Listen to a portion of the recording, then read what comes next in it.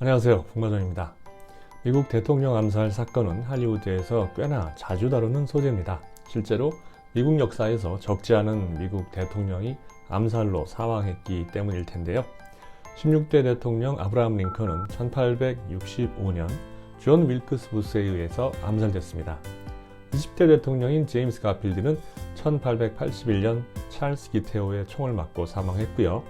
25대 대통령인 윌리엄 맥킨리는 1901년 레온 철거시의 총을 맞고 사망했습니다. 1963년에는 35대 대통령인 존 F 케네디가 댈러스에서 리 하비 오스왈드의 총격으로 즉사했죠. 작년에는 사망까지 가지는 않았지만 대통령 유세 중이던 도널드 트럼프가 저격수의 총에 오른쪽 귀를 맞는 사건도 있었습니다.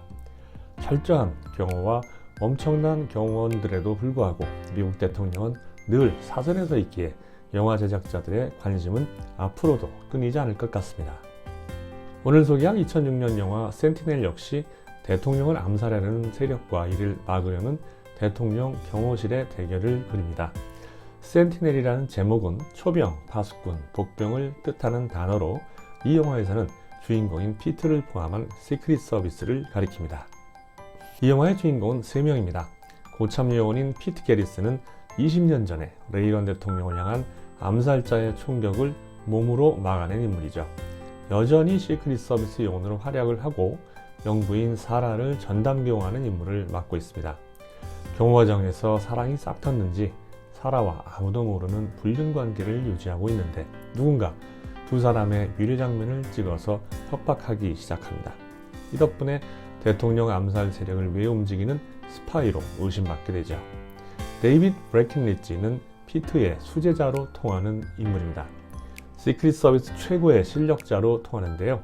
감정이 흔들리지 않는 냉철한 성격과 뛰어난 분석력을 갖추고 있는 그는 아내와 피트가 바람을 피웠다는 의심을 하고 두 사람과 대립 관계에 있습니다. 사라 발렌타인은 영부인으로 피트와 불륜 관계에 있습니다. 대통령인 남편과 정부 사이에서 혼란스러워하지만 피트가 궁지에 몰렸을 때 그를 향한 전폭적인 지지를 표명하며 사건 해결에 결정적인 역할을 하죠. 신임 요원인 질마리는 브레켄리치를 따라다니며 일을 배우는 수습 요원에 가까운데 그래서 인상적인 활력을 보여주지는 못하고 가는 곳마다 육감적인 몸매와 외모로 남자들의 눈길을 끄는 얼굴마담 역할에 그칩니다. 영화는 시크릿 서비스 요원 피트 게리슨이 레이건 대통령을 대신해서 암살범의 총을 맞는 것으로 시작됩니다.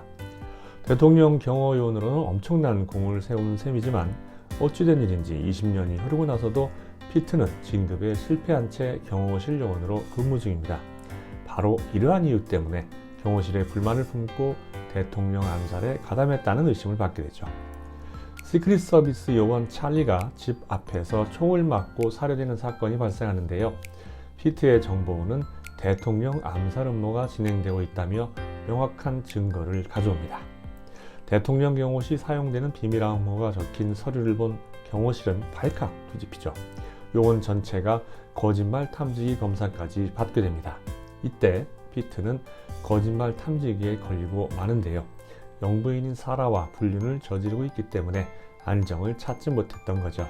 이 밖에도 은행 계좌에 들어온 거액의 돈, 이유 없이 시내에서 4시간을 보내며 경호실 연락을 피한 점 등으로 피트는 대통령 암살 음모 가담자라는 협의를 받고 체포 위기에 놓입니다. 아내가 피트와 잤다고 의심하는 브레켄리치가 사건 담당자가 되면서 피트는 완전히 궁지에 몰립니다. 체포 직전 피트는 자신의 명예를 회복하고 음모를 막기 위해 탈출합니다. 피트는 정보를 가져다준 정보원을 찾아가지만 이미 그는 누군가에게 살해된 상태였습니다. 피트의 뒤를 추적해온 브레켄리치는 그의 어깨에 한 발을 맞추지만 두 번째는 발사하지 못합니다. 사수로서의 정 때문이었죠. 피트는 독자적으로 수사 중 암살단의 한 명과 총격전 끝에 사살하고 그의 신분이 전직 KGB라는 사실을 밝혀냅니다. 브레켄리치는 이 사실을 전달받고 나서야 피트의 무죄를 확신하고 함께 범인을 추적합니다. 마침내 밝혀낸 범인은 그들이 가장 믿고 있던 경호실 인물 중 한 명이었습니다. 이 영화에서 가장 눈길을 끄는 부분은 대통령 암살을 둘러싼 긴장감 속에 벌이는 피트와 브레켄리치의 첨예한 대립입니다. 마이클 더글라스는 영부인과 불륜 중에 대통령 살해 음모에 가담했다는 혐의를 뒤집어쓴 피트의 역할을 완벽하게 해냅니다. 지적인 연기를 잘하는 편이라 이런 액션 영화뿐만 아니라 금융이나 사기극에도 아주 제격인 배우죠. 이 양반이 원래 얼굴이 좀 붉은색이 도는데 흥분하면 더 빨개져서 무고 혐의를 썼다는 장면에선 정말 억울해 죽겠다는 것처럼 보이거든요. 브레이킹리지 역할을 맡은 키퍼 서덜랜드 역시 배우 집안 출신입니다. 아버지는 유명 배우인 도널드 서덜랜드죠. 키퍼 서덜랜드는 김수한무도 아니고 무슨 이름이 이렇게 긴가요? 본명이 키퍼 윌리엄 프레더릭 댐프시 조지 루퍼스 서덜랜드입니다. 무명 배우로 살다가 2001년 주인공 잭 바우어로 출연한 미드 24가 정말로 초대박을 터뜨리면서 스타로 부상했습니다. 이 영화 출연 역시 아마도 24의 성공 덕분일 겁니다. 보는 내내 브레이킹 리치가 아니라 잭 바우어처럼 느껴질 정도니까요. 능력과 리더십을 갖춘 경호실 최고 요원으로 등장하는데 찰리 메이웨더 요원의 살해 현장에서 그의 성격과 능력이 그대로 드러납니다. 경찰은 최근의 연쇄 강도 사건으로 짐작하지만 브레이킹 리치는 총알의 각도와 구경 그리고 관통력을 종합한 후에 암살범이 소음기를 사용했다는 사실로 경찰의 주장을 일축해버립니다. 그리고는 무슨 수를 써서라도 살인 무기를 찾아오라며 명령을 내리고는 현장을 쿨하게 떠나버리죠. 감정이나 직관을 멀리하고 철저히 증거를 위주로 사건을 수사하며 부하 직원도 배경이 아닌 실물을 중시하는 스타일이라는 점을 행동으로 보여줍니다. 이런 사람에게 못한다, 어렵다는 말을 꺼내면 무능하다는 딱지가 붙고 바로 좌천이죠. 미국 감성 그대로라는 느낌이 들더군요. 마이클 더글라스와 키퍼 서덜랜드의 연기력은 발군입니다. 그들의 대립과 긴장감은 중반까지 영화의 흥미를 더합니다. 충성심 하나로 버텨온 피트 게리슨이 명예를 회복하고자 탈출한 후 범인을 밝히는 과정에서 보여주는 강한 의지는 캐릭터에 대한 공감을 유도합니다. 대통령 암살 음모라는 소재는 언제나 평균 이상의 긴장감을 더하는 게 분명합니다. 다만 여러 차례 영화로 등장했기에 이 소재를 어떻게 잘 풀어서 마무리를 하느냐가 더 중요하죠. 플롯은 신경을 나름대로 쓴 모습입니다. 단순한 대통령 암살 음모가 아니라 전 대통령을 구한 유명한 경호실 요원이 영부인과 불륜 관계를 유지하다가 테러범들의 협박을 받고 스스로 누명을 벗고자 명예 회복에 나선다는 이야기 전개니까요. 대통령 암살을 소재로 다루면서 이러한 플롯을 차용한 작품은 센티넬이 유일합니다.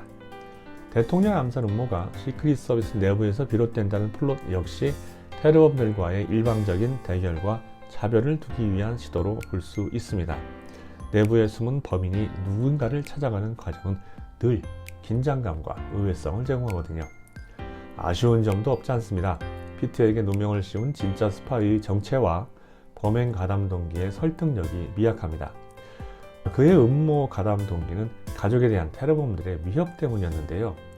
이 정도라면 경호실에 사실을 털어놓고 보호를 요청하는 것으로 충분히 막을 수 있지 않았을까요?